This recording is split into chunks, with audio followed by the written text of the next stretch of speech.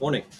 So I was talking with a friend of mine this morning on the walk back from the school, and she's in a public institution where they're told to not increase costs all the time. And I just thought that is the wrong message you send to anybody, that consistently trying to constrain them, especially in this day and age where using the right tools. And this was the irony for me, is they were going to a session on AI and how to use AI in their work.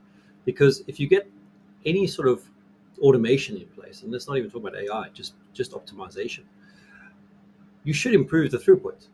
And I think this is what worries me about some of the thinking still. We still have this sort of 1970s, 1960s thinking about constraints, whereas we on the other side, we actually on the expanding side. Um, and while she was talking, I was just thinking, I use AI agents all the time to do stuff. I get so much done in a day that actually at the end of the day, I'm so tired, not because of just doing the work. It's all the work that we've done, all the thinking I've had to do. Because what the AI agents don't have is the intent.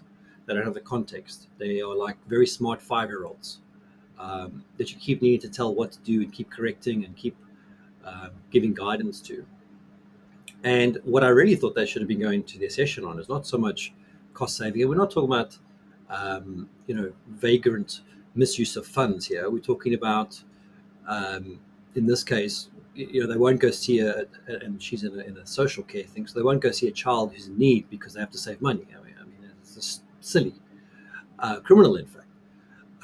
We're talking about, when they say save money, it's like don't go and buy $130 bottle of champagne and try and expense it. I mean, that's saving money. That's the right kind of prudent thing. Don't go and have $150,000, $200,000 party or pound party when you're losing customers every month.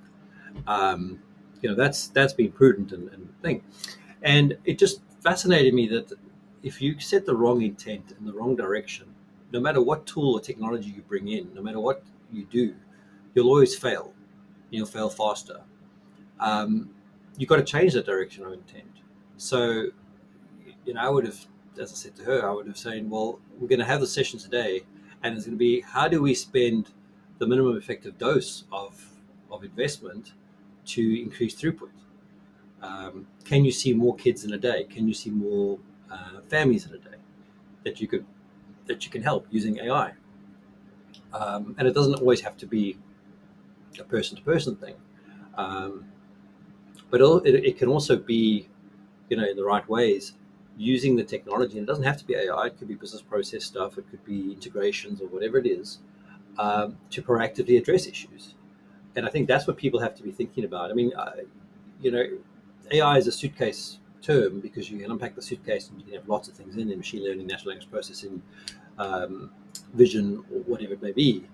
Um, and I think there's a case there to use the tools, and you don't have to go and do a lot of fancy stuff anymore. I mean, I've been amazed at what I've been able to build in 8 weeks with a couple agents, and you got to really reset your thinking and get out of the sort of factory mindset of we only work 9 to 5, where these things can work all day, all night, as long as they're given guidance and direction and structure. And I think that's the benefit. And having a we must save money only mindset is wrong. There's other things. There's risk reduction. There's productivity gains. There's reducing friction. There's increasing the throughput, as I've said. Um, and if you just worry about cost reduction, you're not going to do anything. And often that's the wrong perspective to have. It's how do you not waste money? How do you not waste value in the end?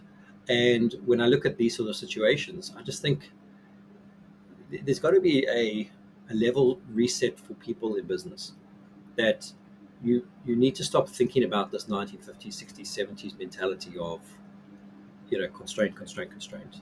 Constraints exist, and they're there to be. They're there for a good reason. I mean, if you read a very good book written by Israeli, um, The Goal, and he comes up with and he looks at it from manufacturing, and you put the slowest person first in the line, or the slowest thing first in the line, because that'll control the speed of things through. There's definitely a benefit to doing that, but you can't constrain your thinking at the beginning, because you've got to have that big, hairy, audacious goal first, and then work backwards from that to deliver on it, because that'll stretch you.